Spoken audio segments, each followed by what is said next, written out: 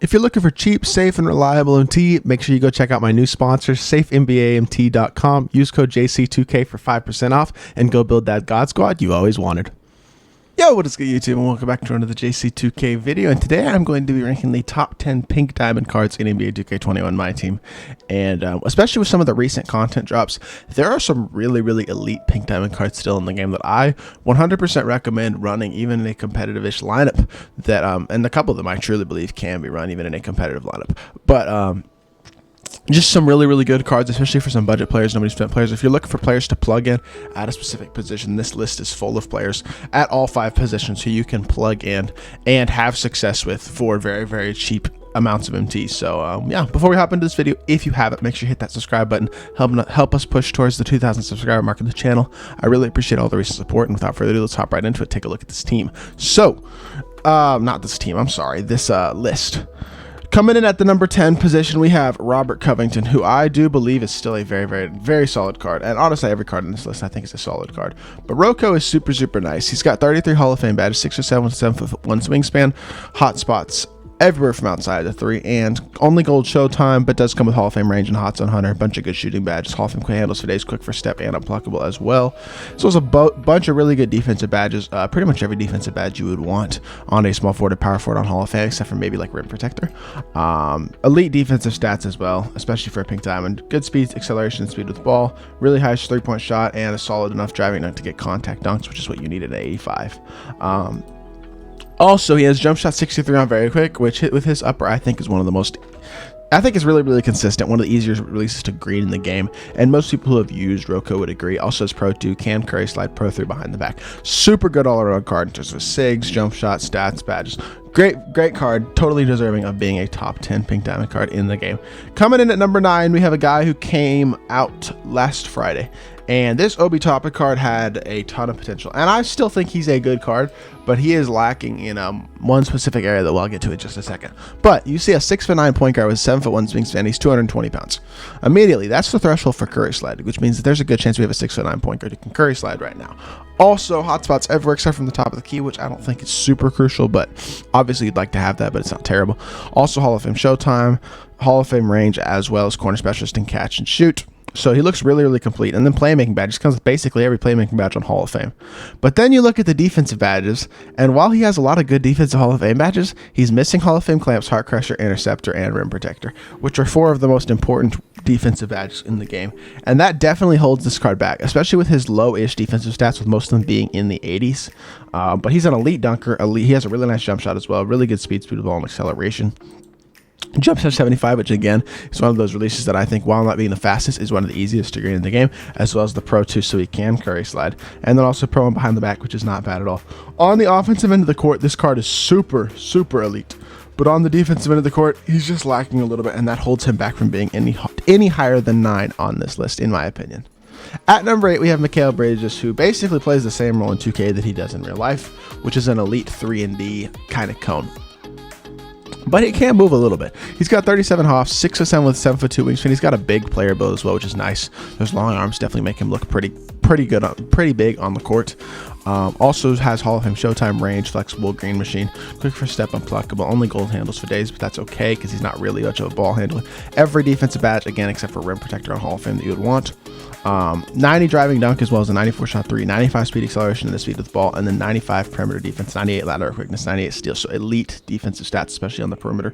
Good jumper as well. Pro 2, can curry slide, Pro 3 behind the back. This jumper is the Jamal Murray, Kyle Kuzma release, Anthony Edwards if you've used him. Pretty good release. It's not the best release, but it's not bad at all. Relatively consistent, easy to green, pretty quick as well on very quick. So yeah, I wouldn't say this card's a cone because he does have Hall of Fame showtime, good speed and acceleration, and has good dribble sigs, but he's going to be a knockdown shooter who also plays defense really well as well. Just a super good all-around pink diamond wing. Coming in at number 7, we have a guy who is just a cheese ball. I can't put this card any higher than number 7 because I just think that there are more complete pink diamonds ahead of him, but he is a cheese ball, and if this was on next gen, I guarantee you he would be higher on this list, but on current gen, I can't put him any higher than this. At 7'7" at the 2, automatically, that is just absurd. Cheese. Everybody knows that, with an 8'5" wingspan and hotspots everywhere from outside the 3. But he is lacking in certain areas. does not come with any Showtime dunks. As you can see, these dunks, none of these dunks are Showtime dunks. So the fact that it doesn't come with Showtime doesn't even matter, because even if you gave it to him, he doesn't get it. That's an issue. Really good shooting badges, but does come with Hall of Fame steady. No Hall of Fame quick first step as well, which basically every card is Hall of Fame quick first step. It's almost a necessity. Also, does not come with handles for days, does not come with stop and go, ankle breaker, dimer. Defensively, he looks good, but no Hall of Fame clamps. Again, in the interior, he'll be amazing, especially at the 2. Like, it's going to be ridiculous. He'll give you so much more spacing, or not spacing, but defensive, like, length. But on the perimeter, he's still going to get blown by. He has low lateral quickness as well, low speed of ball and acceleration. And I know he's 7 foot 7, but he doesn't really move the same way as cards like, I would say, Bol Bol, Dikembe, Kareem, etc. move off the burst. And I think that partially is attributed to the fact that he doesn't have Hall of Fame quick first step. But this card is just a little bit limited. 87 shot 3 as well isn't bad, but this jumper is not the best. It's not terrible, but it's definitely not the best jumper, not the most consistent, and no good dribble sigs as well. So there are a lot of things lacking about this card. Despite the fact that he is a cheese ball, I don't really think he deserves to be any higher than 7, but he has to be on this list and relatively high on it, simply because he's so overpowered in terms of his height and size on this list. Coming in at number 6, we have Ben Simmons, and this is another card who is dominant in certain areas, but is limited in one specific area, and that prevents him from being any higher on this list. That being said, this Ben Simmons card is really good. 41 hops, 6'10" with a 7 foot wingspan, can play the small forward position or even the center position, which is kind of a mismatch at center as well, but doesn't have any hotspots outside the 3. And I know he has an 85 shot 3, but again, he's missing some of those Hall of Fame shooting badges that you'd like, and without any hotspots, it is very hard to green consistently with a card from out there, especially because his jumper, no, he has it on very quick. I thought his jumper was on quick. I'm wrong. So he's got a good jumper, but Hall of Fame Showtime, he's going to be an amazing slasher, as every Ben Simmons card is. Good playmaking badges and defensive badges as well. Really good on the defensive end of the court. Great speed, acceleration, all that. He's an elite slasher. Everybody knows that. That's what Ben Simmons is in every game with every one of his cards. But in terms of shooting, he's very, very limited. He does have the same dribble 6 as the Dark Matter as well, with the Pro 8 and the Pro 2. He's a very solid all-around card, but in a competitive setting, he's very hard to play, I feel like, simply because of his limitations as a shooter, because without hotspots on Hall of Fame, good luck greening, and if you don't green, especially with no hotspots, it's not going in. So that is what holds him back from being a top 5 pink diamond in the game, but he is an elite slasher and an elite defender, just like every single Ben Simmons card is. Now, coming in at number 5, not him, I'm sorry, I just spoiled who number 4 is, but Dean Wade comes in at number 5, and this Dean Wade card came out in the Season Rewind cards that we started getting last week, and just like with 2K20, his cards are very, very good, it looks like. 6'9" with 7 foot wingspan, hotspots everywhere in 41 hops, Hall of Fame Showtime, range, flexible green machine, hots on 100, handles for days, quick for 7, pluckable, downhill, clamps, heart crusher, receptor, intimidator, pick dodger, pickpocket, pogo stick, post move, lockdown. Looks like one of the most complete cards in this list so far in terms of not missing very many crucial badges. A little bit low on the defensive stats, to be fair, especially on the interior, but the 94 lateral quickness and the 6'9" frame at the 3 kind of makes up for it. 95 driving dunk as well as a 94 shot 3, 91 speed acceleration, and 88 speed of the ball. So not statistically the best card, but very solid statistically, especially in the important badges like lateral quickness, or important stats like lateral quickness, driving dunk, shot 3, speed of the ball, stuff like that. Also comes with the Pro 2. Because he's over 220 pounds, he cannot curry slide, unfortunately, but Pro 2 size and Pro 3 behind the back, as well as the jump shot 5 release on very quick.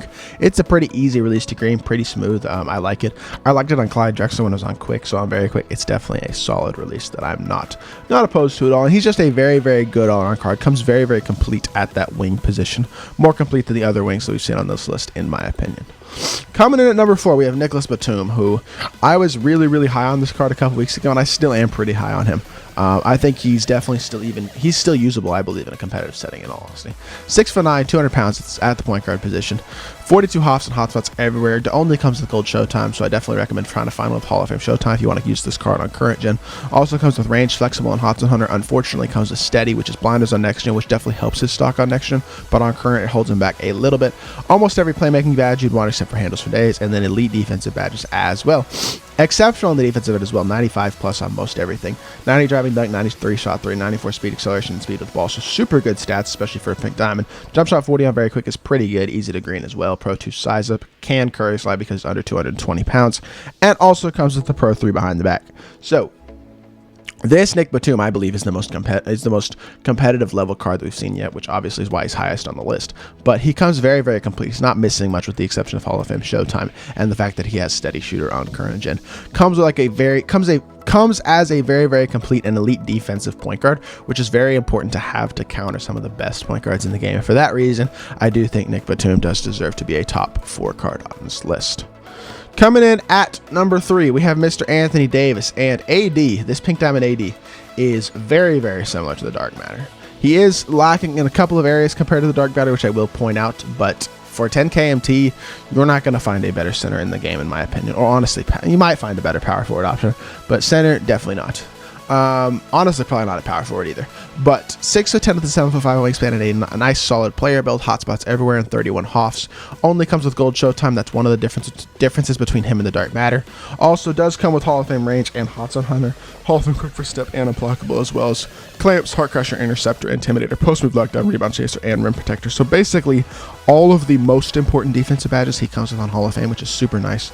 95 interior defense as well, but the perimeter defense and lateral quickness are a little bit low, and that's the other thing that I will say definitely is the hold up between him and the Dark Matter. Besides the gold Showtime and lateral quickness and perimeter defense, though, he comes very, very elite. 90 shot 3, 91 speed, acceleration, 87 speed with the ball at that center position is super nice, as well as a 90 driving dunk.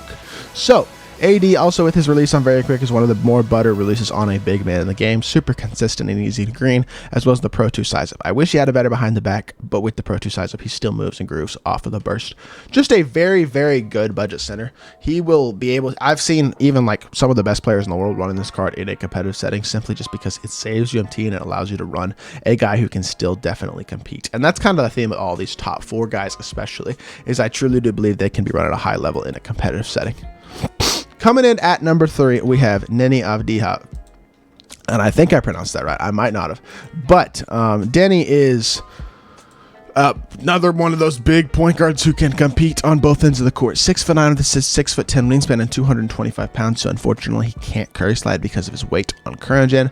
But hotspots everywhere and 40 Hall of Fame badges, including that Hall of Fame Showtime that Batum did not come with. Also does not come with steady shooter, which on current gen I prefer.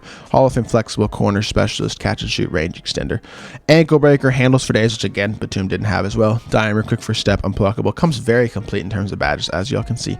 Clamps, heart crusher, interceptor, intimidator as well. Needs rim protector and rebound chaser, but besides that, he comes incredibly complete on both ends of the court in terms of badges.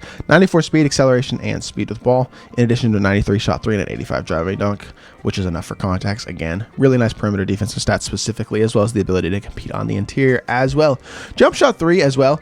This is a jumper, which is kind of odd. I wouldn't say it's the easiest to time, but it's very fast.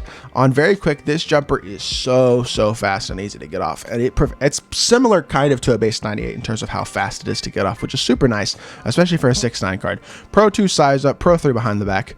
Just comes very, very complete on both ends of the court. Stats, dribble sigs, badges, jump shot. He's just a very, very solid all-around point guard, and I think, again, similar to Batum, he can be run at a competitive level at that point guard position.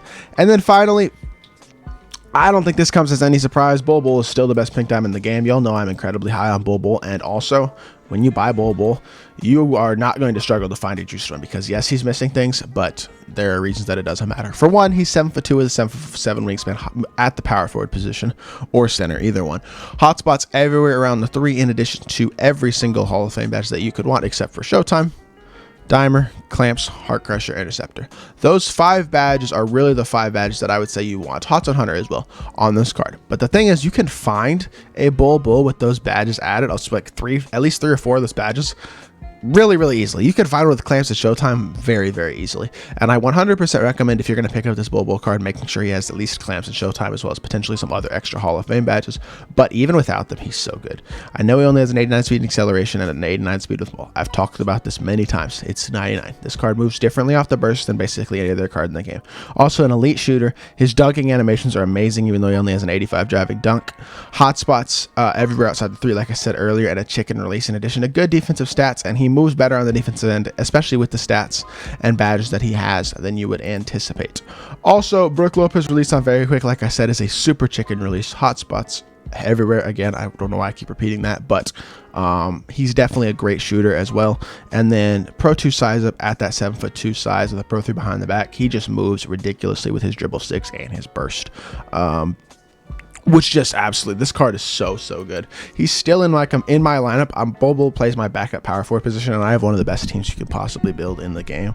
Like, this Bol Bol card is unbelievable. He is so good in NBA 2K21 MyTEAM. So that is going to do it for this video. This is my list. If you did enjoy the video, please make sure you leave a like down below. And also, if you disagree with something, make sure you leave me a comment. Let me know what you think of this list. Is who's too high, who's too low, who did I leave off this list that you really enjoy using at that pink diamond tier? And then also, if you haven't, again, make sure you hit that subscribe button. Help us push towards the 2,000 subscriber mark in the channel. I really appreciate all the recent support, and I'll be back with more 2K content very soon. I appreciate y'all. Peace.